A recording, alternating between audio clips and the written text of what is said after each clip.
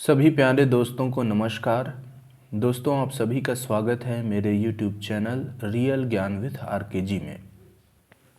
दोस्तों, आज के इस वीडियो लेक्चर का टॉपिक है ललद्यद्य या लल्लेश्वरी के वाक्यों की समीक्षा।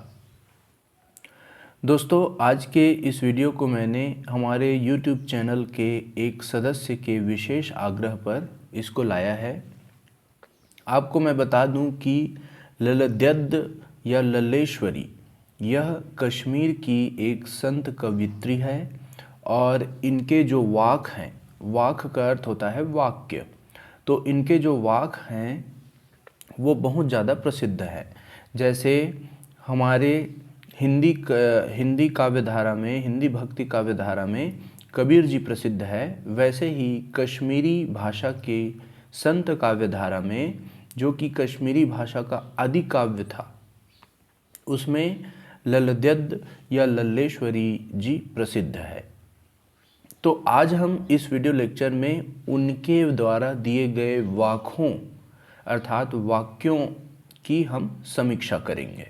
ठीक है, अर्थात इस वीडियो के द्वारा हम जानेंगे कि उनके जो वाक दिए गए हैं, जो बोले गए वाक्य हैं, उनका अर्थ क्या है और इनका जो विचार है वो किस तरह से जाता है। ठीक है, किस तरह की सूचना देता है।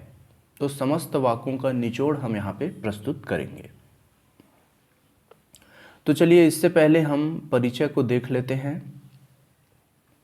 तो कश्मीरी भाषा की लोकप्रिय संत कवियत्री ललद्यद्य का जन्म सन 1320 के लगभग कश्मीर स्थित पामपोर के सिमपुरा गांव में हुआ था। उनके जीवन के बारे में प्रामाणिक जानकारी हमें नहीं मिलती है। ललद्यद्य को अनेक नामों से जाना जाता है, जैसे लल्लेश्वरी, लला, लल योगेश्वरी, लला रिफा आदि नाम से जाना जाता है। इनका जो देहांत है वह सन 1391 ईस्वी के आसपास माना जाता है। तो दोस्तों, यह जो जन्म और देहांत है मैंने एनसीईआरटी बुक से लिया है। अन्य स्रोतों को भी मैंने लिया है जिसमें इनकी जन्म और मृत्यु को अलग बताया गया है। ठीक है, तो ललद्यद्य की काव्य शैली को वाक कहा गया है। ठीक है, और वाक का मूल अर्थ होता है वाक्य। ठीक है, तो इनकी काव्य शैली वाक के नाम से प्रसिद्ध है। जो जो इन्होंने कविताएं कही है और इन्होंने जो कविताएं कही है, इनकी कविताएं दोस्तों यह कश्मीरी भाषा में है। इनके वाकों को हिंदी में दूसरे कवि द्वारा अनुवाद किया गया है। ठीक है, तो जिस तरह हिंदी में कबीर के दोहे, मीरा के पद, तुलसी की चौपाई और रसखान के सवैये प्रसिद्ध है, उसी तरह ललद्यद्य के वाक प्रसिद्ध है। अपने वाकों के जरिए उन्होंने जाति और धर्म की संकीर्णताओं से ऊपर उठकर भक्ति के ऐसे रास्ते पर चलने पर जोर दिया जिसका जुड़ाव जीवन से हो। उन्होंने धार्मिक आडंबरों का विरोध किया और प्रेम को सबसे बड़ा मूल्य बताया है। लोक जीवन के तत्वों से प्रेरित ललद्यद्य की रचनाओं में तत्कालीन पंडिताओं भाषा, संस्कृत और दरबार के बोझ से दबी फारसी के स्थान पर जनता की सरल भाषा का प्रयोग इन्होंने किया है। यही कारण है कि ललद्यद्य की रचनाएं सैकड़ों सालों से कश्मीरी जनता की स्मृति और वाणी में आज भी जीवित है। वे आधुनिक कश्मीरी भाषा का प्रमुख स्तंभ मानी जाती है। तो इस तरह से हमने इसका परिचय देख लिया। कुछ बातें और है जो हम देख लेते हैं। तो कश्मीरी भक्ति काव्य के प्रारंभ की अत्यंत महत्वपूर्ण उपलब्धि लल्लेश्वरी का काव्य है। दोस्तों, ललद्यद्य कहूँ या लल्लेश्वरी, ये दोनों एक ही है। ठीक है, लल्लेश्वरी जी वे कश्मीर की आदि कवियत्री है। आदि मतलब बहुत पहले की कवियत्री है, जब कश्मीर में जो काव्य है वो प्रारंभ हो रहा था। और इन्होंने 14वीं शती में पदार्पण कर यहाँ की भूमि को अपने वाखों से शस्य श्यामल कर दिया। लल्लेश्वरी, जिनको लोग श्रद्धावश ललद्यद्द और ललभज भी कहते हैं, ये जो हैं मूलतः जन श्रुतियों एवं दंत कथाओं का ही मुख्य विषय रही है। वे अपढ़ थी और निरक्षर थी, तो उनको किसी भी तरह का विद्यालयी ज्ञान नहीं मिला था, गुरु का ज्ञान नहीं मिला था, है ना। उन्होंने स्वयं को अपने विषय में कुछ नहीं कहा है। विद्वानों का अनुमान है कि ललद्यद्य अपने समय की आर्थिक, सामाजिक तथा राजनीतिक परिस्थितियों से प्रभावित होकर अपने सामाजिक दायित्व के प्रति जो है वह सजग थी।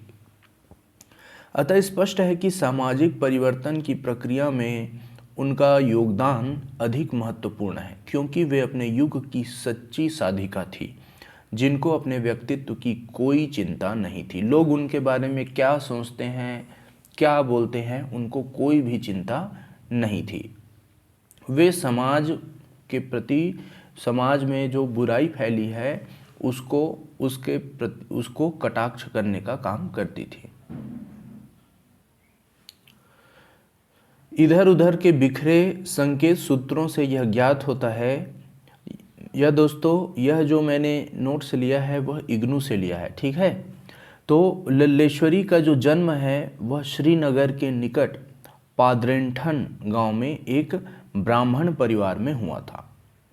अनुमानतः उनका समय 1318 ईस्वी से 1383 ईस्वी के बीच माना जाता है। कश्मीर घाटी की केसर के उत्पादन के लिए प्रसिद्ध पाम्पपुर की धरती पर उनका ससुराल था और जनश्रुतियों तथा किंवदंतियों के अनुसार उनका विवाहित जीवन बहुत ही कष्टमय था। अतः अपने पति तथा ससुराल के अन्य सदस्यों की क्रूरता से व्यथित होकर जो ललद्यद्य है वह वैरागिणी बनी और जंगलों और गलियों में घूम घूम कर अपनी जीवन की असारता की स्थापना तथा सामाजिक कुरीतियों का बहिष्कार करने लगी। परब्रह्म की कृपा से उनका संपर्क महान शैव दार्शनिक, दोस्तों शैव अर्थात शिव की पूजा करने वाला, ठीक है, तो महान शैव भक्त, शैव दार्शनिक वसुगुप्त की शिष्य परंपरा के प्रख्यात आचार्य सिद्ध श्रीकंठ से हुआ। तो सिद्ध श्रीकंठ जी इनके गुरु हुए, जो कि शैव मत के समर्थक थे। तो श्री सिद्ध श्रीकंठ ने लल्लेश्वरी को शैवाद्वैत के दार्शनिक और साधनात्मक पक्ष से संबंधित दीक्षा प्रदान की। तो सिद्ध श्रीकंठ ने इन्हों शैव अद्वैत अर्थात शिव ही एक ऐसा है जो अद्वैत है, अर्थात सभी जीवों में शिव ही शिव है, शिव सभी जीवों में बसा हुआ है, ठीक है। तो शिव का अद्वैतवाद दिया और इन्होंने भी शैवमत उनका वो कर लिया, प्राप्त कर लिया और लल्लेश्वरी शिव की साधिका बन गई। तो जीवन एवं जगत के सभी बाह्य आडंबरों को तिलांजलि देकर वे नग्न निर्वसित घूमती थी और स्वयं लल्लेश्वरी ने कहा है, वे कहती है कि गुरु ने मुझसे कह दिया यही तो एक वचन, तू बाहर से आकर प्रवेश कर ले भीतर, मेरी निष्ठा मेरा आदेश गया यह बन, बस तब से ही तो मैं नाची निर्वसन नगन। तो इस तरह से इसका अर्थ देख लेते हैं। वे कहती हैं कि गुरु ने मुझे केवल एक वचन कहा, वह था बाहर से भीतर को प्रवेश करना। वह वाक्य मेरे लिए निष्ठा का मंत्र बना और मैंने नग्न नाचना शुरू किया है। तात्पर्य यह है कि शारीरिक साधना द्वारा आत्मनिग्रह करके किसी बाह्य उपादान की आवश्यकता नहीं है और वही सहज की प्राप्ति है, वही ब्रह्मानंद है, ठीक है। वे कहते हैं कि शरीर की साधना के लिए हमें आत्मनिग्रह करना बहुत ज़रूरी है। आत्मनिग्रह जब तक नहीं करेंगे तब तक हम किसी भी तरह का तपस्या नहीं कर सकते।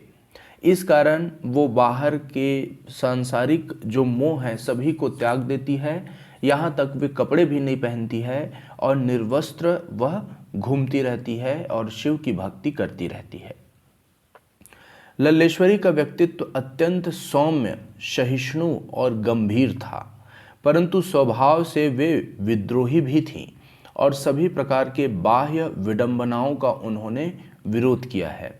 सामान्य जीवन अथवा धार्मिक जीवन में किसी भी प्रकार के आडंबर से वे घृणा करती थी और उन्होंने कहा कि आत्मसंयम सबसे बड़ी साधना है।